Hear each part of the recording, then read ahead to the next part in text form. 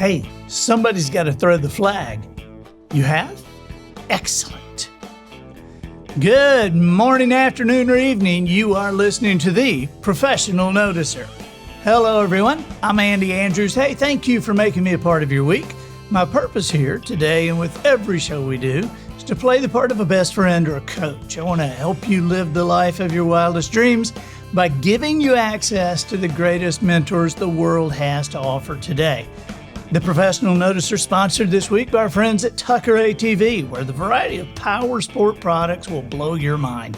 Hustler turf equipment, Echo power tools, and yes, every make and model of Polaris ATVs and the big Polaris side-by-sides like the Ranger Crew. But you have to see the showroom to believe this place. Taxidermy, antique displays, and a porch inside the showroom with its swings, comfortable chairs, free coffee, and a huge television set.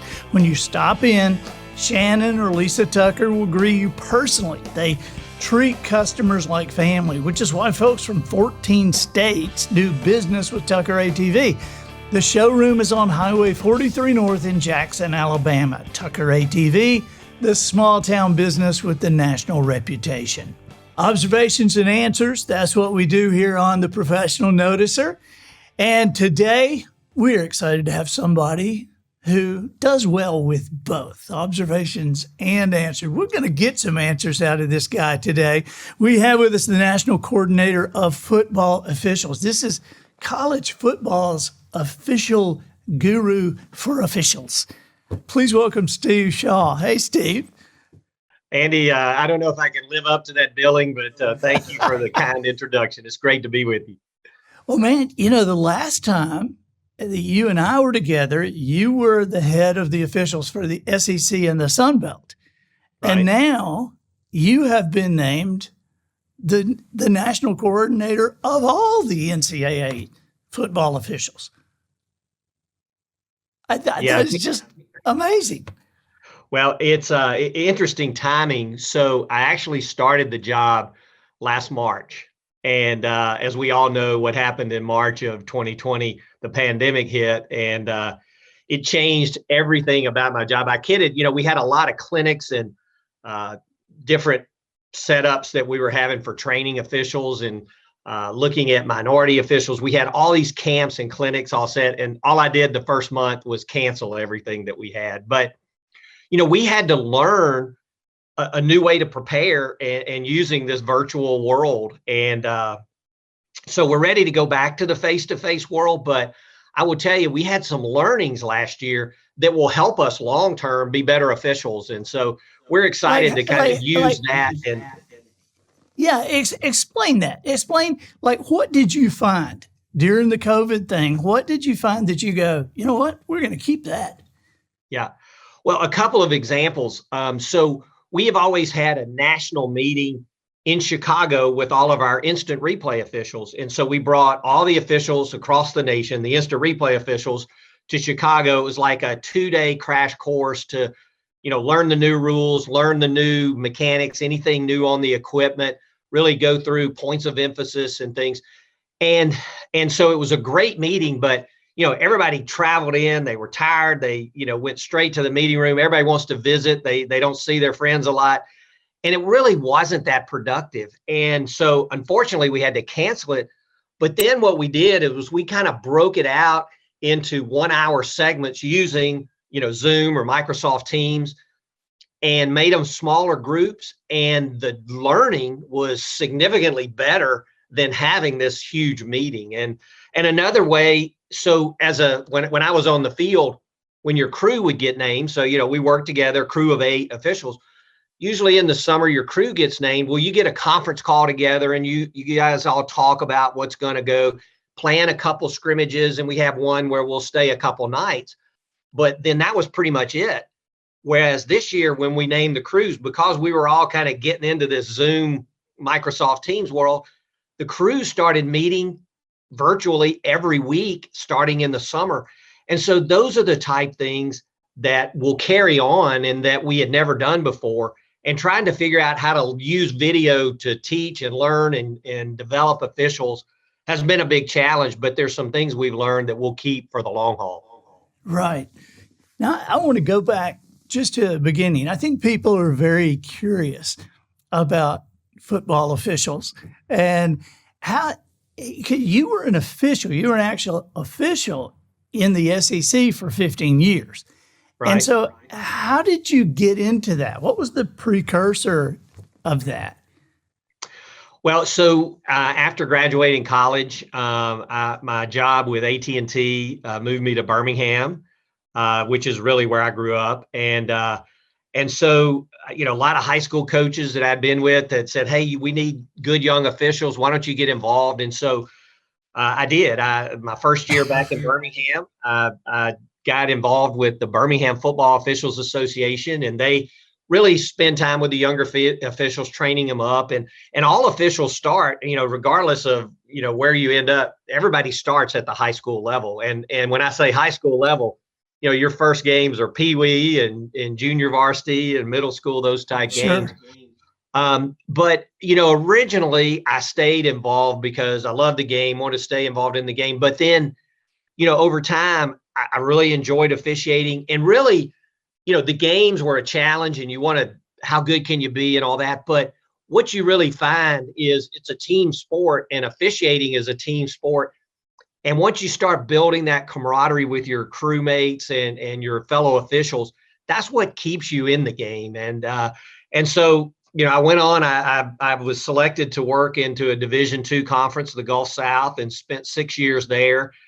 And then was honored to get selected to work in the SEC. And that was really my vision and dream. Once I kind of got my feet on the field, I wanted to be an SEC official. That's what I kind of locked it. And everything I did was focused on making myself ready to become an SEC official. That's what I wanted to do. What was the first SEC game that you officiated? Well, interesting story. So when I was elected into the SEC, Bobby Gaston was the coordinator then. And so I actually came in as a referee. Most of the time you'll go in as another position, but I went in as a referee. And our crew that year, we were all rookie. Back then we just had 6 of us. It was our first year in the SEC. And our back judge, it was his 3rd year. And we kind of looked at him like, why did you get with us? Are you on double secret probation? What's wrong with you? But so we got our schedule in the summer, and we had all non-conference games at home. I mean, we had all homecoming games, those type things, which was good to break in the first year. But I'll tell a quick story. So our first week, we worked at Central Florida. Back then, Central Florida wasn't in a conference, and so the SEC refereed them. And so we worked a game down there. Dante Culpepper, I don't know if you remember the name, Sure, but he was their quarterback. It was a great game, went right down to the wire. Bobby Gaston, our coordinator, was there kind of observing us, and we did a great job, and everything was good. Well, our second week, we had been scheduled to work Fresno State versus Auburn. And maybe back in the summer, that looked like a good non-conference game to put this young crew in. Well, the first week of the season, Fresno State had a big upset. I can't remember. It was somewhere out west with, a top 10 team. And now all of a sudden they're coming into Auburn, who won the first week. And oh my goodness, this could be a great game. And I know Bobby had to be just shaking in his boots. But the thing I'll always remember, now this was a long time ago. This was the 1996 season. And back then you looked very young. Okay. You still look really young. Well, I appreciate you saying that. But so we went to meet. So one other back thing on this. So our crew was there. Our alternate official, we always have an alternate in case somebody gets hurt, and they run the clock. But our alternate official had not made their 1.5 mile run that year. He was a longtime SEC veteran. This was his 30th year to work in the SEC. But because he didn't make his physical conditioning requirements, the 1.5 miles, he couldn't work on the field. So he was our alternate. Well, we went to meet with the Fresno State coach, and I'd never met him. Him coming from the West Coast. And so we went to the locker room, and they said, hey, he's out on the field. Usually we meet with the coach in their locker room. But so we got one of the trainers to take us out on the field to link up with him. And so I walked over there, introduced myself. My umpire is with me.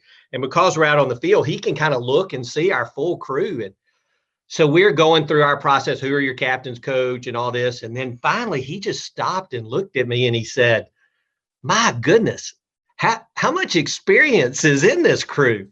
And Ooh. I thought for a second and I said, Coach, there's over 30 years experience in this crew. You'll be in good shape today. Now can I get your captains? And I didn't bother to tell him that it was, 29 of the years were over on the and the alternate official who wouldn't be on the field. But so anyway, that was my first and I'll tell you my first play in the game. Actually, so Fresno State kicks off or Auburn kicks off touchback. And so Fresno State, back then you get the ball on the 20, now it's the 25. So our first play, Fresno State has a run, little veer play. The guy breaks downfield 5 or 6 yards. So as the referee, I'm behind the play. It's downfield, big pile up. And by the time I get over there, I look up and one of the Auburn defenders, the linebacker on defense, he's holding the ball up and all the Auburn, players are going, our ball, our ball. And so I look at our umpire and he looks at me, these big white eyes. And I'll never forget, I look at Mickey Haddock, who was our line judge. And I was like, what have you got? And he just gave me that. And I was like, Oh oh my no. goodness, this is our first play. And so, then nobody had a spot, nobody had anything. Auburn had the ball. So I went over and said, Auburn's ball, first down. And I thought, man, if we don't get fired after our first game, we may have a good career. But as it turned out, as you go back and review the video, it was a fumble. So we made the correct call. But it was a tough early first experience. So that was my introduction into an SEC stadium. And, but we survived it and had a good game that day. And so, that was how it started. Well, so what do you look at and go, man, that game, that was the game? I mean, when you think about your career on the field, what game stands out, or a couple of games, or what? I mean, I know you officiated a couple of national championship games, right? I did. And, I was honored to get to work 2 national championship games.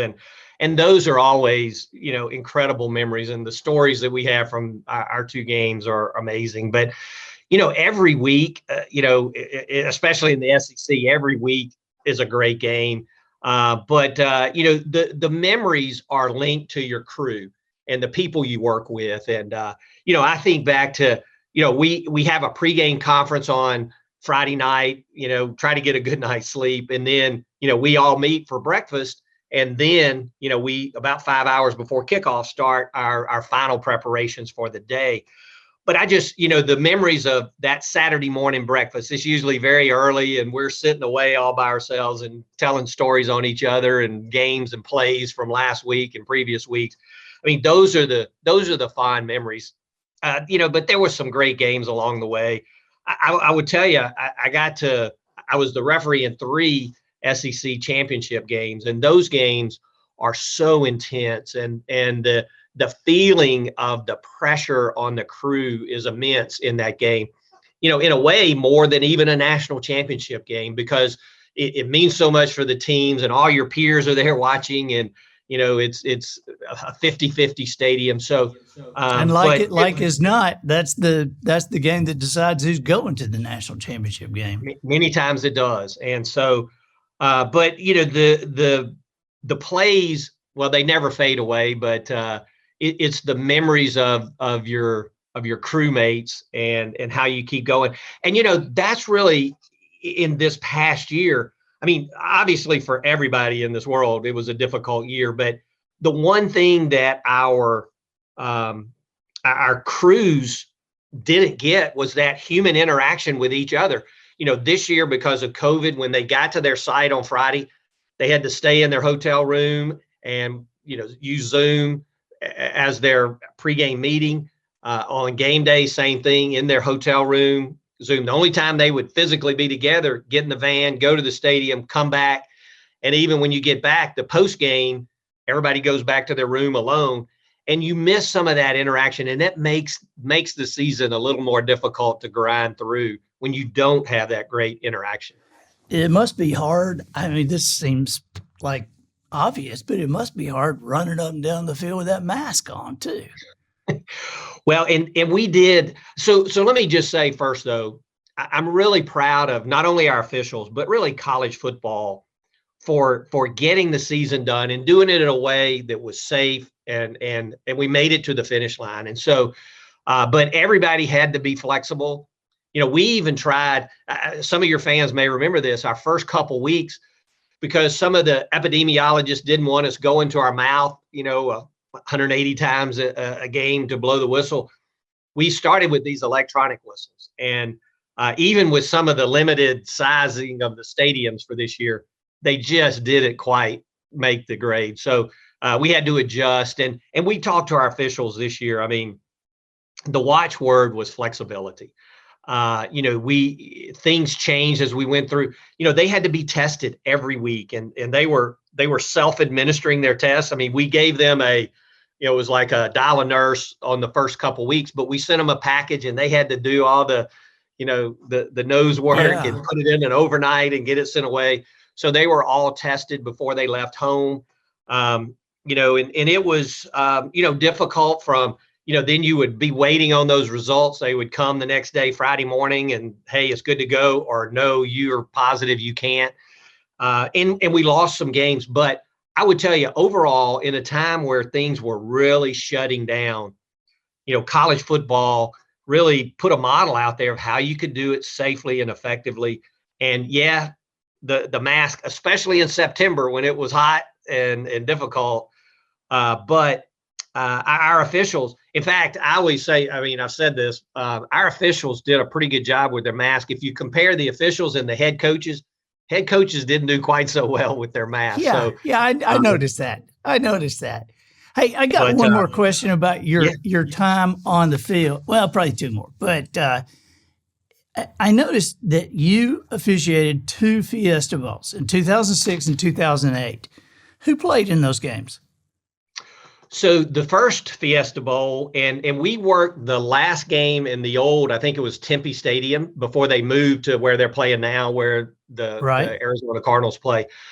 It was Notre Dame and Ohio State, and such an incredible game. I mean, two, obviously well-known schools, and it was a great game to work. And then the second time we worked out there, it was Oklahoma and West Virginia. And if you remember the game, it's hard to put all the years together, but the West Virginia head coach had been selected, to with another job. And so Coach Stewart, who was one of his assistants, a longtime head coach, I think, in a FCS school, but he took over as the coach that night.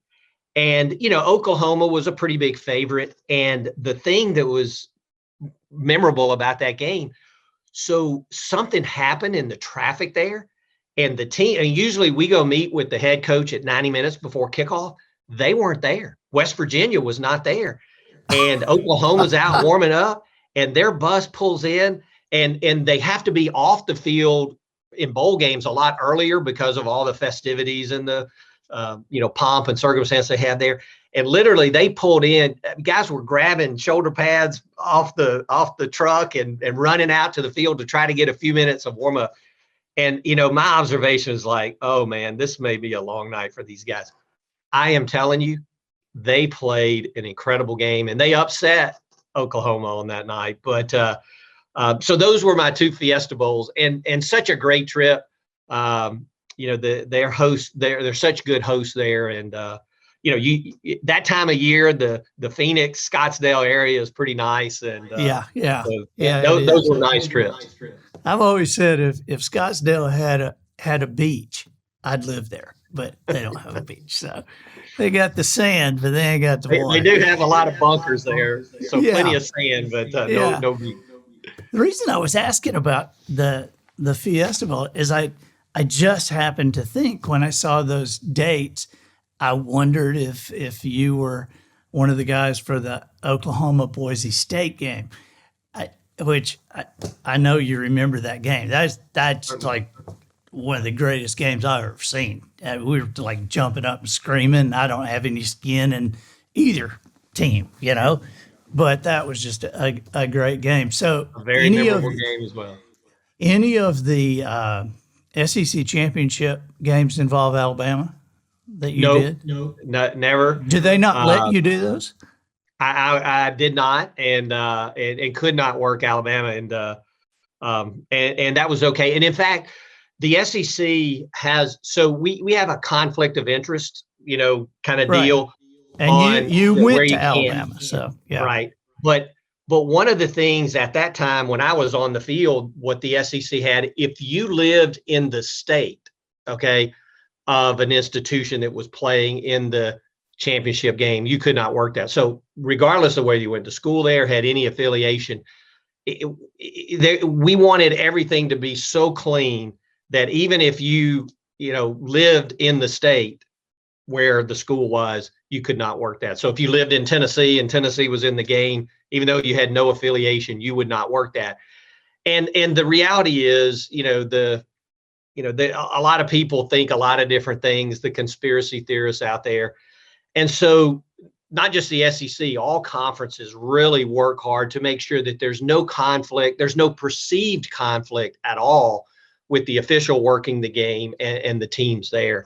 And so things beyond just if you went to school there, if you have a son or a daughter that goes there, if you do any business with them. I mean, we had officials that worked for Coca-Cola that couldn't work, certain schools just because they had a business relationship with them. So we really nationally have worked to ensure that there's no conflict at all with the officials on the field and those two schools that are playing. Well, see that makes a ton of sense. But I'll tell you what doesn't make sense to me. Knowing that you guys do it that way, how does your name end up on the bathroom wall at the Floribama so much? I mean, man, I just die laughing because there are people, they don't like Steve Shaw because Steve Shaw, he's an Alabama homer, and he's for Alabama and he cheats for Alabama. It's like, yeah. Yeah. This is just something that unfortunately, and we laugh about it, but it's really a problematic issue. I definitely laugh every time I see my friend's name on the bathroom wall at Floribama. I definitely laugh. It's one of those things where I guess with this new interactive internet world that we have, Right. there was a day, even when I first started officiating, you were kind of a nameless, faceless person, and especially the referees, the white hat officials, fans know their names, they know where they're from, they know where they went to school. And it's almost an unhealthy thing that, what people and what fans don't realize that at some point, as you kind of journey in your career as an official, you kind of lose your fandom, right? And, Right. we still want all the things that, that would be a conflict of interest, but you just have to, you lose your fandom, and people get really frustrated at me too. We'll be, I'll be at a group and they'll say, well, who are you pulling for? And I'm like, I'm pulling for the officials. And they look at me like, what's wrong with you, man? And so, when I watch a game, that's where I'm focused is, how are the officials doing their movement, their mechanics? How are they handling situations? And so over time you lose that fandom. I agree that fans would never believe that, but that's the reality. And that's where I understand that. I understand that because, I had, I worked for years as a comedian.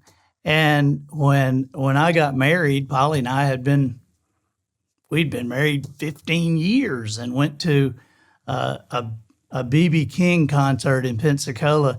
And we were sitting there waiting for the concert to start. And I said to Polly, I said, this is the first concert ticket I have ever paid for in my life.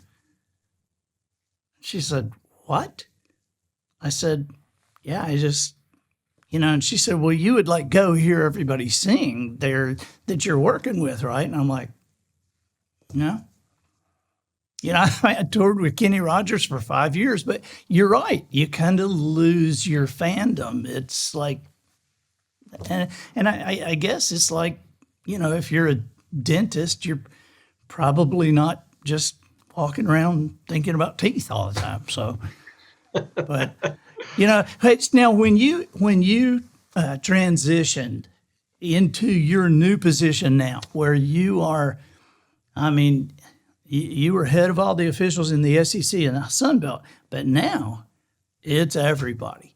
So what, and you're also a big part of the rules thing, and so how does that come about? You mentioned just a little while ago that when you guys started, you take a touchback to the 20, now it's the 25, and so how did these rules change, and what can we expect in the coming season? Well, so and that's one of my jobs that I really love, and I've always had a fascination with the rules, even from when I first started officiating, and there's a difference in kind of knowing the game of football, but then really knowing the rules.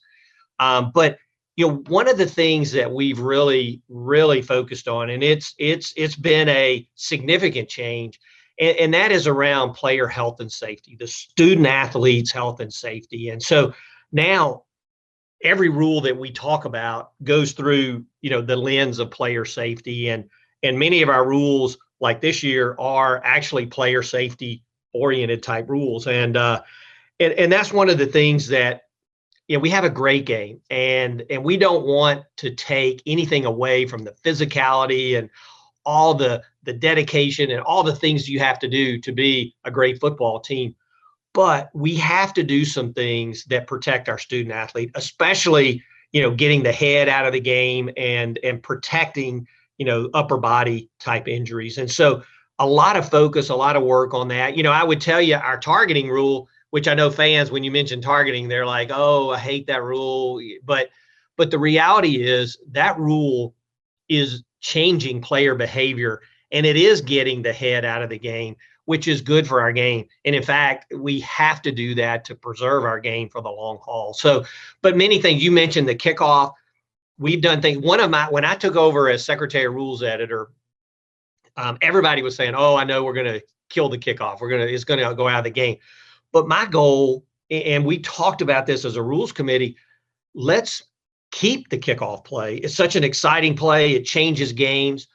But we have to make that play where the injury rate is no different than any other play in the game. And so through a series of changes over year, we've limited the run up of the kicking team, and now the touchback comes to the 25. We've allowed a fair catch option where they can, sky kick or whatever, they can fair catch it. And the reason we encourage touchbacks is that we've seen the data say there's fewer injuries. There's not zero, but there's fewer injuries on touchback plays. We've eliminated the double team block on it. We've eliminated blindside blocks. So we've done this, and the numbers have come to a point where the exciting news is, the kickoff play now is in line with the scrimmage down, and we preserve the play in our game. And so we'll continue to look at it every year. We've got some other things that we can innovate with the kickoff, but we just think it's a great play. And so that's what the rules committee now, it's not just making these new rules, but what can we do to support our student athletes, keep them safe. And, when we made the change around the blindside block, I'll use that example. You used to see, this person would get a blindside beat on somebody and just, be the Sports Center highlight, flip them over. And our goal is to still have that block be effective, but have both players be able to play the next play. And so that's what our rules committee is really focused on. Certainly we need to keep the game current and fresh. There's a lot of people talking about the scoring in the game, and has the balance shifted too far for the offense. And, all the up tempo and run pass options have kind of created some challenges for the defense. It'll be interesting to see if they catch up over time, but focus on player health and safety is the number one view of the rules committee right now. That you just can't argue with that, because that's live. I mean, you look at Earl Campbell and tell that's just long-term stuff. So, I mean, he's fine mentally, but his body is just wrecked, Well, and we feel, that there are life lessons in the game of football, the teamwork, the dedication, the physical, all those life lessons that sometimes our kids aren't learning in the classroom, right? So the game, in all team sports in the same way, the game is absolutely worth preserving. We've just got to make it safer. And I think that's where we Yeah. are. And where, we want mothers to be comfortable having their sons or daughters now, go out and play football and be comfortable with it. And so that's the journey we're on. So, you know the inside scoop, and so what would you tell the average football fan? What is it that we don't know about officials? I mean, what is it that we don't know when we're watching them, and we're happy about them or we're mad at them, and what is it that we don't know? Well, the one thing you probably do know is they're not perfect. Okay, Right. we're still looking for the perfect official. They're not, but the dedication and the time and the effort that they spend, to perfect their craft is enormous. And the reality is they want to get the call right as much as you want the call right. And I think that the work that they put into it, what they make, and especially high school officials. I mean, it's almost a crime if they had to go back and take all their rule study and their preparation and put that in and divide it out by how much they make per hour. They wouldn't come near the $15 minimum that we're probably going to be looking at somewhere down the road. But the other part that I would want people to know is, these are good, credible people. And so in the collegiate game, we select based on character, but we also go back and test. So every official, and that's part of our national scope, every official goes through a background check every year. And so everything about their life is evaluated, criminal activity. Every year. Wow. And so it is so important. And officials now, I mean, that's when you're talking to young officials, how do I move up? Well, the first thing you need to do is organize your life and make sure, you don't have issues. And, even your finances. I mean, trust me, you don't have to be rich to be a football official, but your finances have to be in order. If you have huge debt, that's a red flag, because now you're potentially approachable. And we don't even like to talk about gambling and the underside of that. But so there's so many things from your life that you have to keep.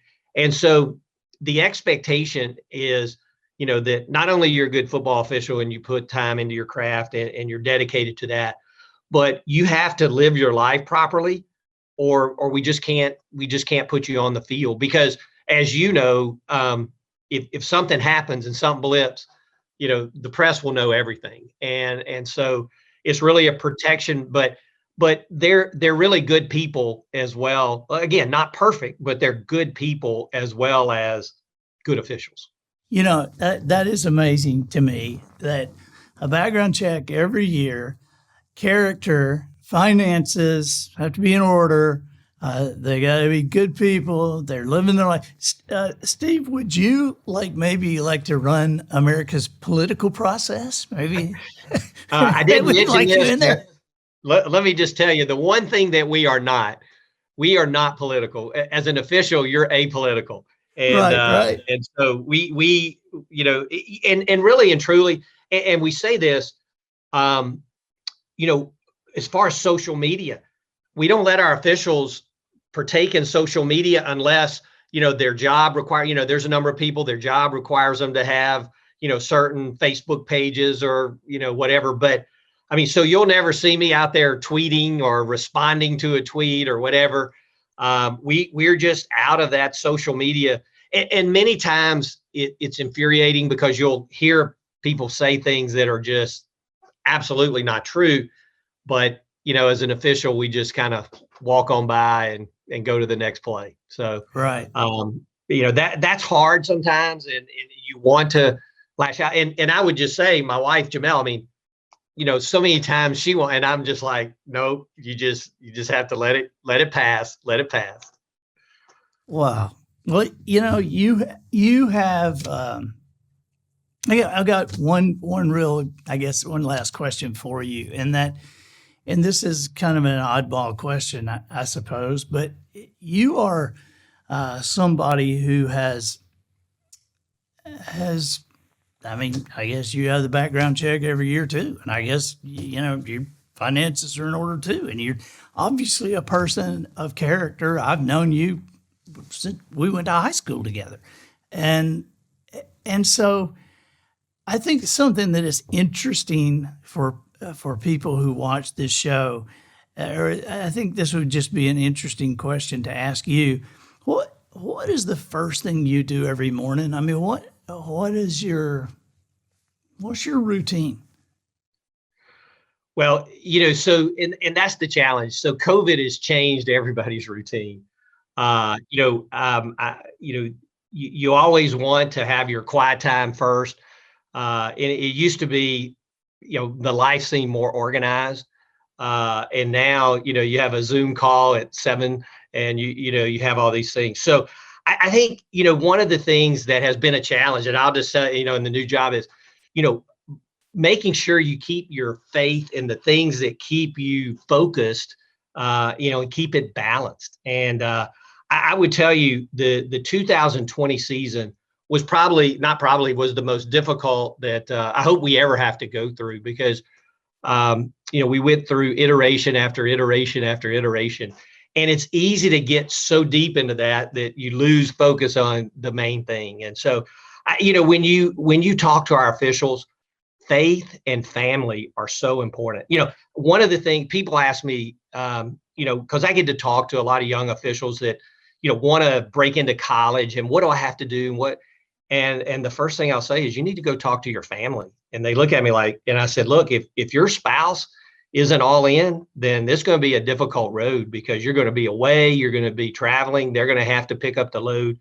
And so faith and family mean so much to our officials. And so I appreciate the question, and I appreciate the challenge you're giving me to kind of make sure we're getting everything back in order. But that's, you walk out, we talk about, you live in the state of Alabama, there's Alabama, Auburn, there's Ohio State, Michigan. I mean, these are the game of the year, if everything matters. But, there's going to be another one of those games next year. So, making sure your faith and your family are all square is the top priority. And if you do that as an official, then you'll be able to kind of let go and go work that game without any hindrance. I always felt like, and this probably will make sense to folks, is that, my day job was with AT&T and Bell South and AT&T. And, it was an encompassing job. It had a lot of challenges. But on Friday, when I got on that plane and closed the door, I just took the world off, and now I went into my little football cocoon, and that was nice, and that was able to do that. And this last year, the challenge has been that football cocoon has been overwhelming to us all. So that's something that we all need to kind of keep faith and family, centermost in what we do. Well, buddy, I appreciate so much your time, and I appreciate you, Steve. I've watched you for a long time.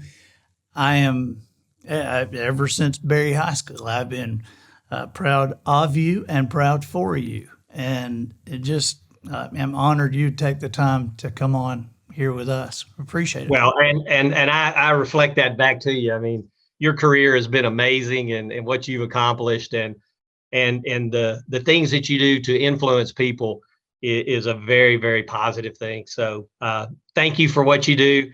It's fun to see an old Barry Buck have the success that you've had. So and most people will know, what the heck is he talking about, a Barry Buck? But a Buccaneer, man. I mean, I talked to somebody from Birmingham the other day, and I said, well, I went to Berry High School. I said, I know that dates me when the high school I went to is not even a high school anymore. It's a community center.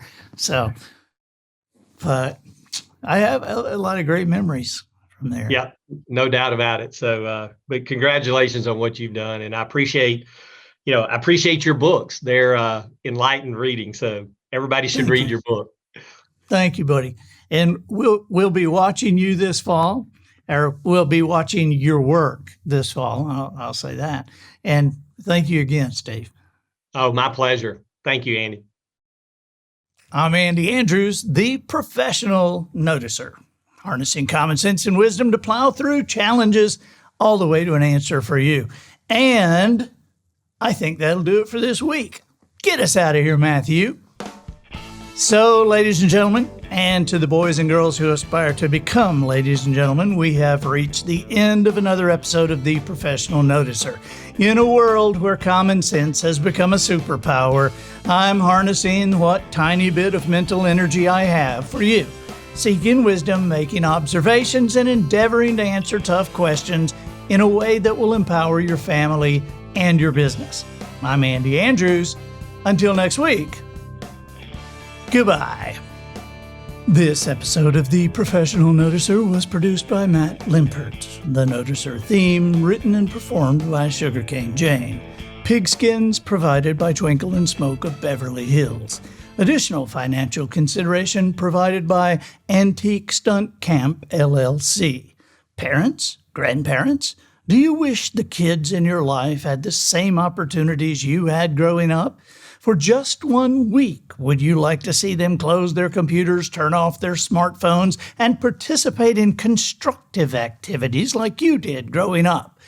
Antique Stunt Camp is a limited liability corporation designed to bring your past to their present. Created to mirror life in the 1960s and 70s, Antique Stunt Camp has been built over several hundred acres in the wilds of East Tennessee.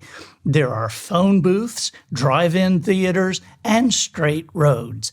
Best of all, there are no security cameras and no caller ID.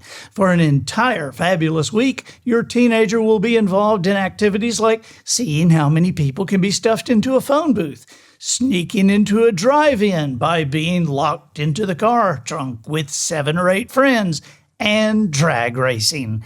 They'll be taught how to properly egg a house and roll a yard. They'll also learn all the classic prank phone calls, how to make a toilet explode, and the proper use of a smoke bomb.